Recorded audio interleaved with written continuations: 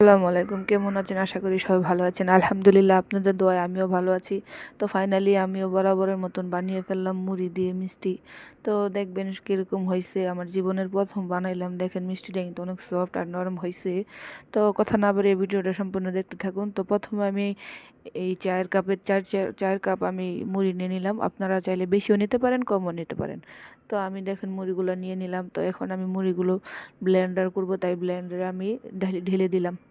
তো আমি কখনো বানাই নাই, অবশ্যই জানাবেন আপনারা কীরকম হয়েছে। তো দেখুন আমি সুন্দর করে ফাঁকি করে নিয়েছি, যেন বোঝা যায় যেন চালের গুঁড়া এরকমটা। তো আমি সুন্দর করে এটা এখন চুলায় নিয়ে যাবো। চুলায় একটা প্যান বসাই দেবো। তো এক এক কাপ পরিমাণের দুধ দিয়ে দিব। এক কাপ পরিমাণে তো একটু বেশি দুধ দিয়ে দিব। তো সুন্দর করে আমি এটা জাল করে নিব দেখুন। তারপরে এখানে আমি দেন চিনি দিয়ে দিব 1 কাপের মতন। 1 কাপ বলতে ভুল হবে, 1 কাপের তো একটু কম চিনি দিয়ে দিব। তো আমি যেভাবে বানাইছি অবশ্যই এটা যদি আপনাদের মতন হয় তো জানাবেন কমেন্ট করে। আমি নতুন কোনো কিছু পারি না, তাও চেষ্টা করলাম বানানোর জন্য। তো অবশ্যই আপনারা সাপোর্ট করবেন আমাকে, আর আমার বেশি বেশি লাইক করে দিবেন। আমি তো সুন্দর করে জাল করে দিয়ে এখন ফাঁকি করা মুড়িগুলো আমি সুন্দর করে এটা দিয়ে দিব। দিয়ে সুন্দর করে আমি এটা একদম লাড়াচাড়া করে একদম করে নেব। আমি বরাবর এটা লাড়াচাড়া করে নেই, এটা আমার অভ্যাস হয়ে গেছে লাড়াচাড়া বলাটা। তো আমি সুন্দর করে এটা মিশাই নিছি। তারপরে এখানে আমি ছোট একটা পাত্রে আমি রেখে দিব। তো দেখুন আমি সুন্দর করে এটা ঢেলে দিলাম। তারপর আরেকটা পাত্রে বসাই দিলাম আমি যে চিনির শিরাটা করব সেই শিরাটা দেওয়ার জন্য। তো আমি 1 কাপ পরিমাণ পানি দিছি। তো 1 কাপেতে বেশি আমি একটু চিনি দিছি, অল্প বেশি চিনি দিছি, বেশি না। তো আমি সুন্দর করে এটা শিরাটা করে রাখছি। তো এখানে আমি ডিম দিব। দেখেন আমি এখানে 3টা পরিমাণ ডিম দিব। তো আপনারা ভিডিওটা সম্পূর্ণ দেখতে থাকেন। আমি কিন্তু নতুন, আবারও বলতাছি, দেখেন হয় কি না। এই যে দেখুন আমি বানাইতেছি এখন। তো আমি 3টা ডিম দিয়ে দিলাম। তো এখন আমি দিয়ে দেবো এখানে গুঁড়া দুধ। যে গুঁড়া দুধগুলো আছে আমি 10 টাকা দামে এনেছি, 4টা দিয়ে দিলাম গুঁড়া দুধ। তারপরে এখানে দিয়ে দেবো কতটুকু বেকিং পাউডার, অল্প পরিমাণে বেকিং পাউডার দিয়ে দেবো, বেশি দিব না। তো ভিডিওটা দেখতে থাকেন। এখন আমি সুন্দর করে এটা মাখিয়ে নিব হাতে। সুন্দর করে মেখে আমি সুন্দর করে সবগুলো একখানে মেখে নেব। তো দেখেন আমার মাখা শেষ। তো একটু পাতলা হলে কোনো সমস্যা নেই, কিছুক্ষণ পর আবার একটু ঘন হয়ে যাবে।